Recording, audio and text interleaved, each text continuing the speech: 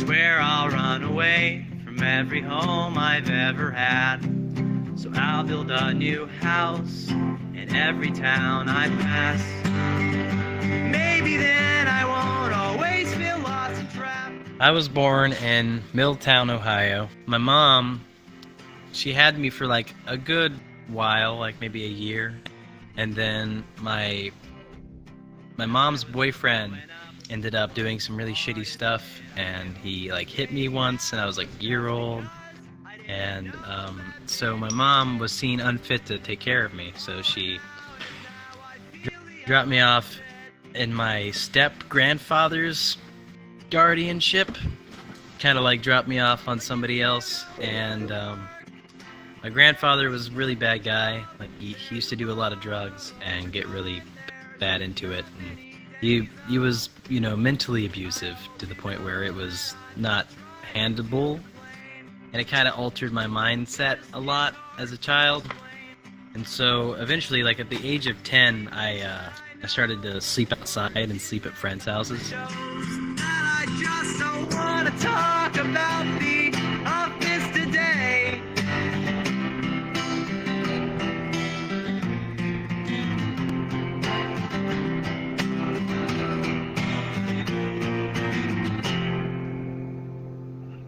Actually, when I was, 14 or 15, I started like traveling a little bit more.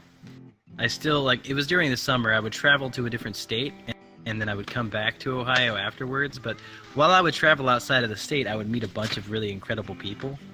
And so I was like, this is what I want to do when I finally like get done with school. And so when I was like 17, I moved in with my mom because finally I told them that my grandfather was not a great guy. I forgive my mom, of course. I was never upset at her. And you know, it isn't her fault. I never, like, they had no idea what was going on, you know. I can't really blame somebody if they have no idea. And they were also really poor, and they couldn't take care of me at the time. You know, they went through their own baggage. And so my mom ended up taking care of me with my stepdad, they're both really great people. And my mom and stepdad introduced me to punk rock.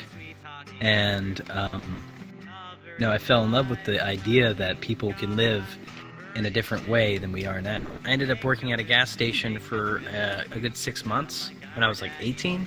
I made some money and I got an apartment, and the people at the apartment were very skittish and very fast. And I was like, I don't really know what that means.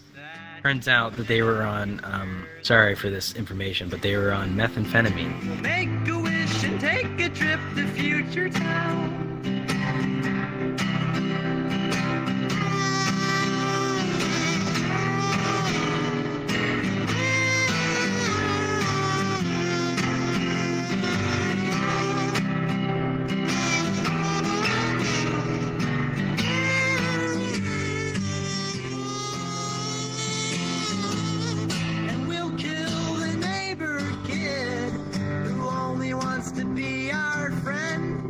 Living with that caused me great stress, and eventually I was like, okay, I'm going to leave. And I came back the following day after telling them that I was going to leave to get the rest of my stuff, and they had taken my PlayStation 4 with my VR headset and my Xbox One and my gaming computer.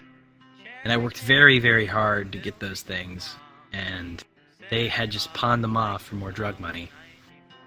And I couldn't do anything about it. So I just took the rest of my money and I left. We'll set it off like Microsoft in '94 in our backyard.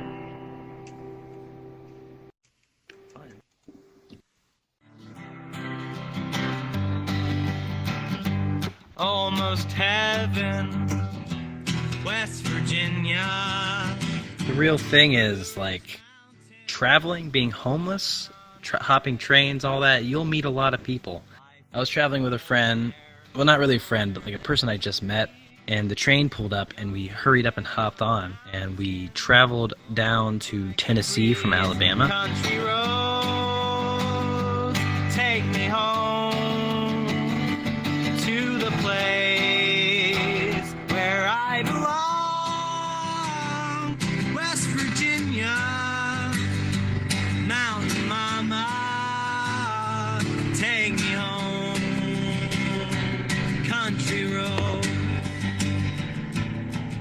The guy had a dog with him. He had a Chihuahua, and so he first threw the Chihuahua off, and it was safe. And then he had this big ass pack on. It was hard for him to carry, and like it was certainly way too large to jump off the train. And stupidly and irresponsibly, he jumps off the train with the giant pack, and he gets sucked underneath by his pack. Like it gets clipped on the side of the train, and it sucks him underneath the wheels.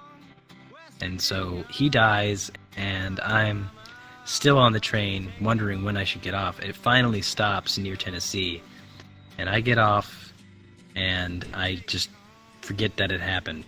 I just remove it from my mind. Country road.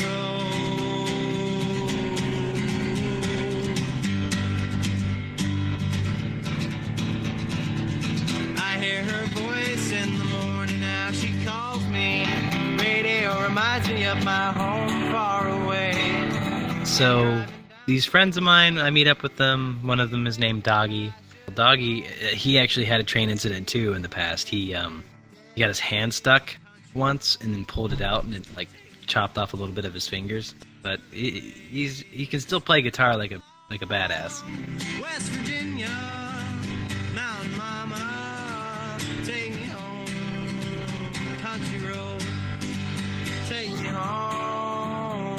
Country road, take me home. Country road. We didn't come here to rock. We only came to disappoint you.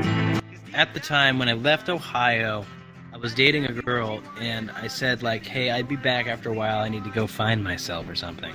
And I did mean it. I was going to come back to Ohio eventually. Shut up, Colin. I did mean it. Yeah. That's really good. If that's what gets your dick hard, telling people they're bad at making art. You wanted to feel cheated. I guess we gave you what you needed. I would usually sleep like in the woods. I mean, I would sleep in parks sometimes.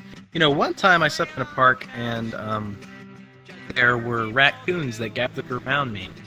They were just kind of investigating what I was. It happened to you. Oh, if that's what gets your dick hard, telling people they're bad at making art. I stayed in a shelter one time, and I thought it was the worst thing in the world. Shelters are the worst thing in the world, man. There's just a bunch of drug addicts there. I went there, and there's maybe like 60 different grown men who were all shouting at night, and snoring and screaming stuff in their sleep, and like it was just a really horrible experience.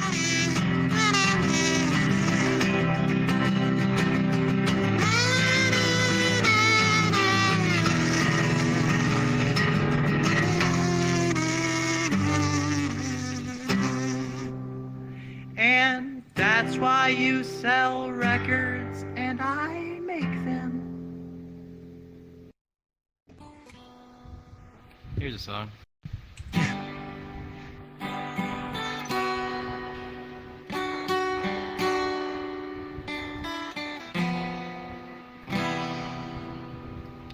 Me and my friends drinking in an alley, allies in substance abuse. I got a jail on probation and I didn't look back to you. I got 40s to fetch, disarming my red shit, pack on a Greyhound and a train to catch. I'm heading somewhere different. Sometimes I would actually I would be with travelers, and we would all sleep in like a huddle, and we would just like huddle up in a big circle, and we'd just sleep there. And that means that anybody trying to come up and mess with us during the night, like if you were just an alone person, you probably would get messed with, but like sleeping in a big pack of people is a lot more safe. And now I am somewhere to safety, and it's awkward, it's fake. I pray for paranoia to go away. So I met my girlfriend after hopping a train out from Washington. Took the cargo train that carries cars down into Oceanside, California. And from there, I went down to San Diego and Ocean Beach.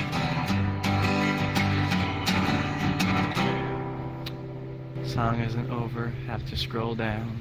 I was just walking across the street and trying to get to some food eatery because I was really, really hungry. And I saw Tyranny, and they were wearing a punk T-shirt. They were wearing a Fear T-shirt, and I went up to them. I'm like, "Hey, I really like your shirt, and like, could you take me to this thing?" They were like, yeah, okay, I'll take you." And so we went to the food eatery, and we just talked and talked and talked for like an hour. And they had to leave because they have a home. And I was like, "Okay, yeah, could I talk to you tomorrow?" And they were like, "Yeah, I'll pick you up, actually." And I waited all night, and I was up all night because I'm just like, "Oh my God, they were so beautiful and so amazing. Like, I need to speak to them again." And so the next morning, they're actually there, and I was like surprised by that for some reason. We go over to the cliffs, and we're just talking for hours. We end up in her car, and she's just like, "Hey, you know what? You want to come to my house?" I'm like, "Yeah, sure, just to hang out and whatnot." She's like, "No, do you want to live with me?" I'm like, "Oh, yeah, okay." Stop listening to my thoughts, get out of here.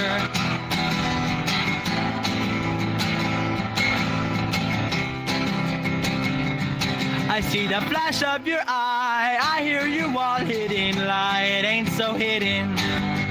Everyone thinks exactly what I think about me, and that sucks. So, what I'm doing now is I live in a house. It's nice and big. I have 4 dogs who I love very much, and I have a partner who brought me into their home. They are nice enough and loving enough to keep me here, and makes me feel whole, more whole than I used to be, at least, and more happy. You know, I'm as happy as I can be being here. For paranoia to go away.